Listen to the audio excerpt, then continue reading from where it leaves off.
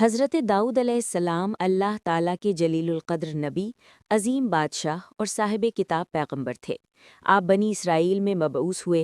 अल्लाह ने आपको नबूवत के साथ साथ बादशाहत भी अता फरमाई, जो एक बहुत बड़ा एजाज़ है।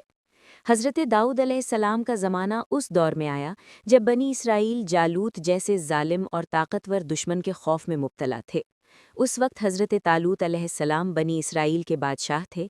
हज़रत दाऊद अलैहिस्सलाम उस वक्त एक नौजवान थे, लेकिन अल्लाह ने आपको गैर मामूली बहादुरी अता की हुई थी।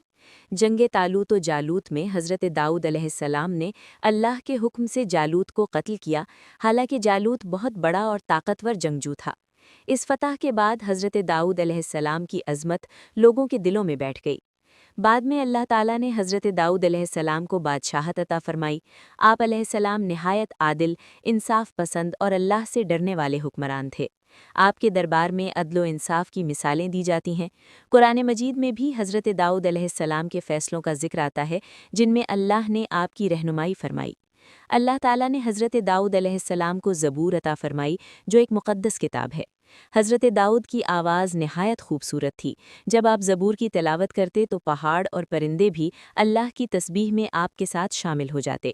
ये अल्लाह की ख़ास नेमत थी जो किसी और को इस तरह अता नहीं हुई। अल्लाह ने हज़रत दाऊद अलैहिस्सलाम को लोहा नरम करने की ताकत भी अता फरमाई।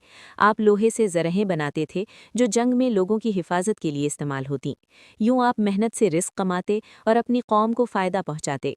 ये हमें सिखाता है कि नबी होने के बावजूद मेहनत करना ऐब नहीं बल्कि फ़जीलत है। हज़रत दाऊद अलैहिस्सलाम इबादत में बहुत आगे थे।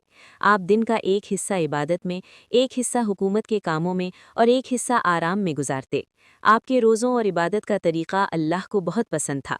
नबी करीम सल्लल्लाहु अलैहि वसल्लम ने भी हज़रत दाऊद की इबादत को बेहतरीन इबादत फरमाया है। हज़रत दाऊद अलैहिस्सलाम के बाद आपके बेटे हज़रत सुलेमान अलैहिस्सलाम नबी और बादशाह बने। यूँ नबूवत और हिकमत का सिलसिला आगे बढ़ा। हज़रत दाऊद की ज़िंदगी हमें बहादुरी, इंसाफ, आजिज़ी, इबादत और मेहनत का सबक देती है।